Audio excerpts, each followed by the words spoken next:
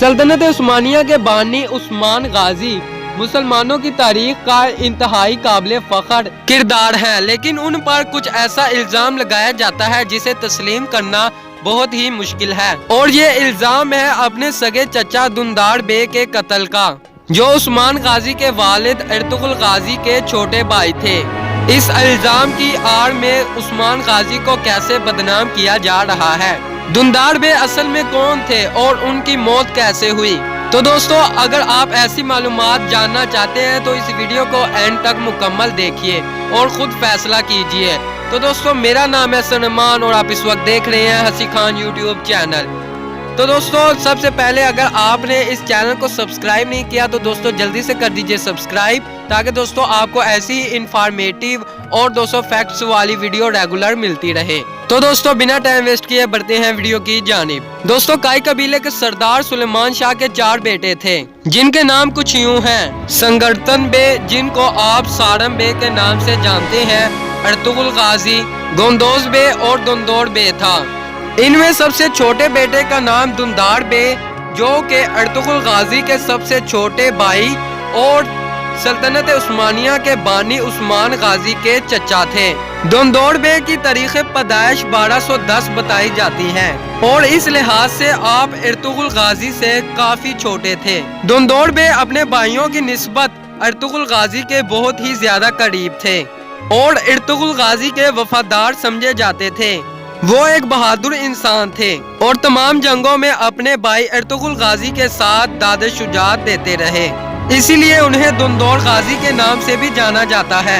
जब अर्तुगरुल गाजी ने अनातोलिया की जानिब हिजरत की तो बड़े भाइयों के इनकार, गुर्बत और मुश्किल हालात के बावजूद दुंदोर बे ने अपने भाई अर्तुगरुल गाजी के साथ हिजरत की और अपने भाई का साथ कभी न छोड़ा।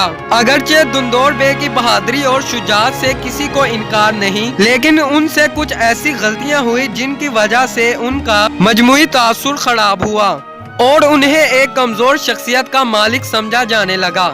मशहूर मौरिख इब्ने कमाल के मुताबिक दुंदोर बे हरगिज बुज़दिल नहीं थे, बल्कि उनमें मामला फहमी की कमी थी और वो आने वाले हालात को ऐसे नहीं समझ पाते थे जैसे अर्तुगरुल गाजी और उस्मान गाजी समझ लेते थे।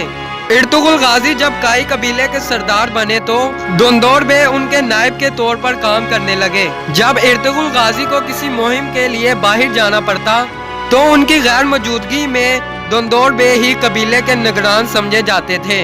इस हैसियत में काम करने से दुंदोर बे के जहन में ये तासुर कायम हो गया कि अर्तुगरुल गाजी के बाद वही काई कबीले के सरदार बनेंगे। और अगर देखा जाए तो उम्र, तजुर्बा और खानदानी रवायत के मुताबिक भी दुंदोर बे को ही ये मनसब मिलना था, तो लिहाजा अगर उनके दिल में ये बात पैदा हो गई थी तो ये कोई बड़ी बात ना थी।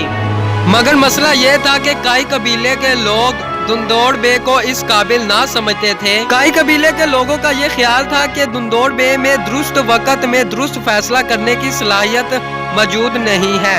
यही वजह थी कि अर्तुगरुल गाजी के बाद दुंदार बे के भतीजे और अर्तुगरुल गाजी के सबसे छोटे बेटे को काई कबीले का सरदार बनाया गया। दुंदोर बे के हालात जिंदगी और किसी खास वाकयात की खबर तो नहीं मिलती, मगर उनकी मौत का वाकया तारीख में बहुत ही अहमियत के हामिल है और बेशतर तारीखदानों का दुंदोर बे की मौत पर इख्तलाफ है।